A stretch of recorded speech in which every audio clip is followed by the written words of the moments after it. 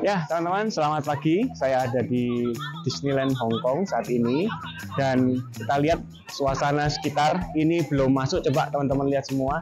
Semua orang-orang pada bersiap-siap untuk masuk ke lokasi Disneyland. Ya, saya tadi ketemu beberapa orang bule, beberapa orang Korea ya.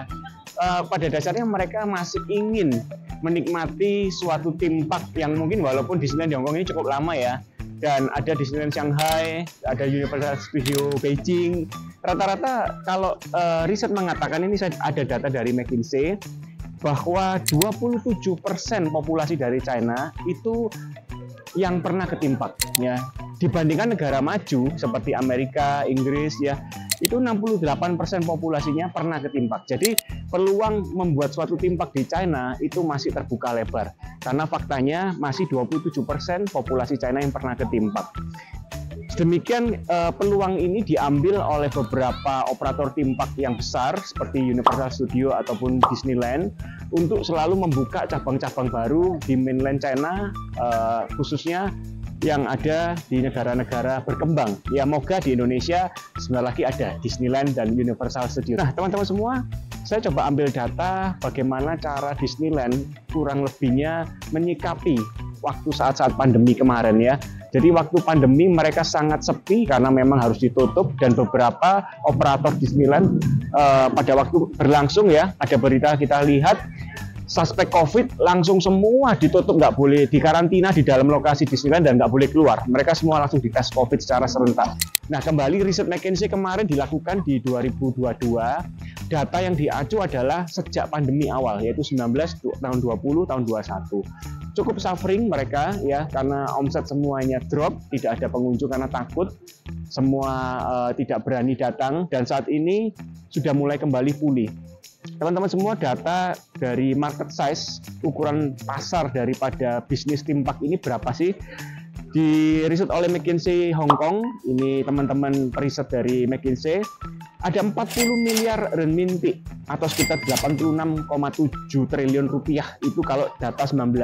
Nah, di forecast sampai 2025 itu data menjadi 90 miliar renminbi atau sekitar 195,1 triliun rupiah.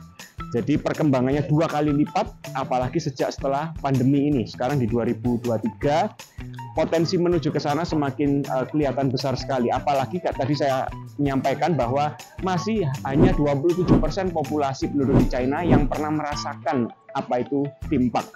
Nah, inilah kesulitan daripada theme park, bahwa orang hanya datang cukup merasakan sensasinya sekali dan enggan untuk datang lagi, kecuali kalau yang pertama ada new experience, ada hal baru, mungkin wahana baru, kemudian ada pertunjukan baru. Kalau nggak seperti itu, orang nggak mungkin datang kali kedua, kali ketiga. Ya, cukup sekali aja.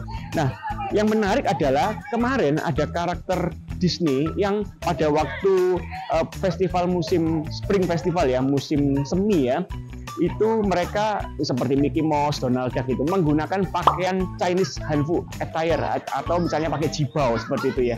Ini yang membuat orang-orang di China mau datang kali kedua ya di tempat yang sama di Hong Kong Disneyland. Karena apa? Mickey Mouse-nya menggunakan jibao seperti itu.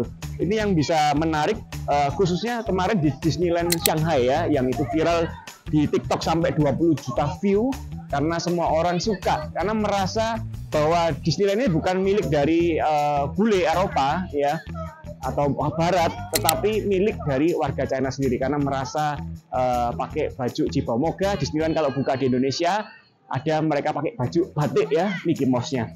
Nah, yang kedua adalah digitization, atau bagaimana theme park ini menggunakan teknologi terkini, khususnya dengan kacamata VR, virtual reality, dengan teknologi augmented reality dari handphone kita.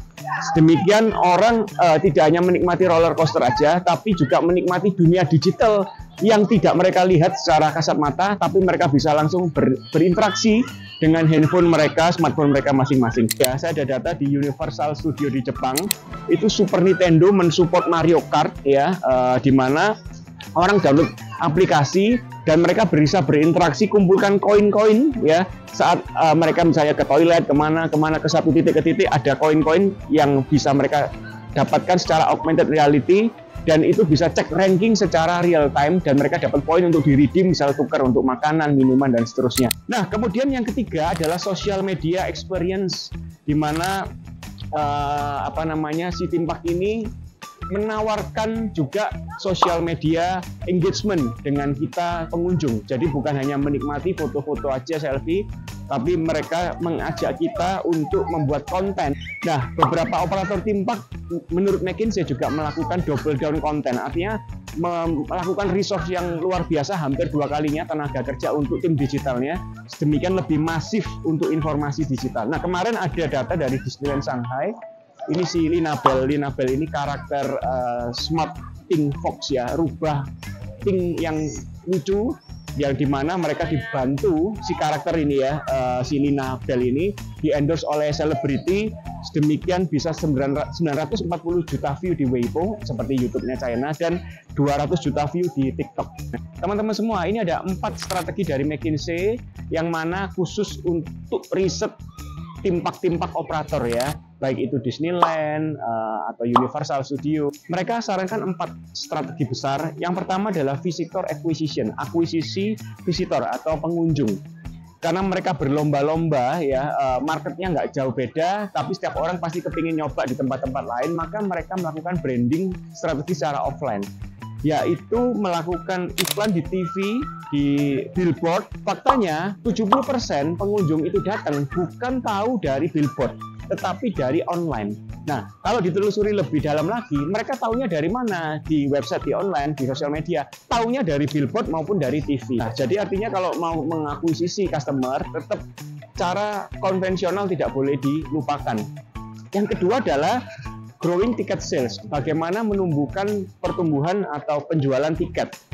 Data McKinsey mengatakan bahwa penjualan tiket itu dikontribusikan adalah 40% dari travel agent konvensional, ya, tour travel agent konvensional. Kemudian OTA atau online travel agent itu 30% sumbangsi untuk penjualan tiket Timpak itu ya. Dan sisanya 30% dari direct channel.